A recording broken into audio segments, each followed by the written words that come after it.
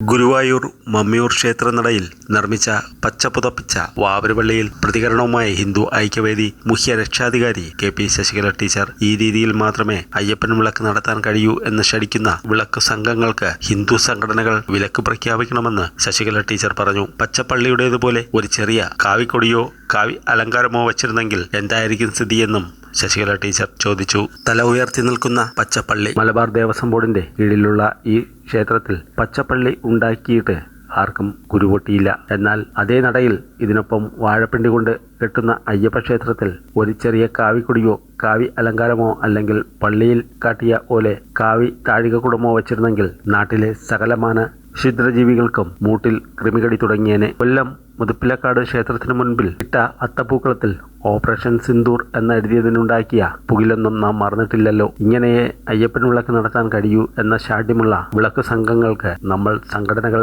വിലക്ക് തന്നെ പ്രഖ്യാപിക്കണം. മറ്റുള്ളവർ വിളിക്കുമായിരിക്കും, വിളിക്കട്ടെ. പക്ഷേ നമ്മുടെ ഒരു സഹകരണവും ഉണ്ടാകരുത്. പറ്റുമെങ്കിൽ വേണ്ടിവന്നാൽ മര്യാദക്കാരായ സ്വാമി ഭക്തരായ വിളക്ക് സംഘക്കാരെ വിളിച്ച് സമാന്തരമായി മറ്റൊരു വിളക്ക് വേറൊരു ദിവസം നടത്തേണ്ടതിനെ പറ്റിയും ആലോചിക്കേണ്ടി വരും. ഒരു നാട്ടിൽ രണ്ട് വിളക്ക് പാടില്ല എന്നൊന്നും ഇല്ലല്ലോ. എന്തായാലും സംഗതി കൈവിട്ടു പോകും മുമ്പ് നാം പ്രതികരിക്കേണ്ടിയിരിക്കുന്നു. പഴയകാലത്തും പള്ളിയുടെ രൂപത്തിൽ കെട്ടുമായിരുന്നു. ഇത്രയും അഹങ്കാരം അന്ന് അതിൽ കാട്ടിയിരുന്നില്ല. ഒരിക്കലും ബാങ്കും നിസ്കാരവും നടത്തിയിരുന്നില്ല. ക്ഷേത്രനടയിൽ ബാങ്ക് വിളിക്കുന്നവരെ നിർത്തിക്കുക തന്നെ വേണം. അടുത്ത വർഷം പച്ചപ്പള്ളിയും ബാങ്കും നിസ്കാരവും അമ്പലത്തിൽ ഉണ്ടാകില്ല എന്ന് നമ്മൾ തീരുമാനിച്ചാൽ അത് നടപ്പിലാക്കാൻ നമുക്ക് കഴിയണം. ഇതായിരുന്നു ശശികല ടീച്ചറുടെ വാക്കുകൾ.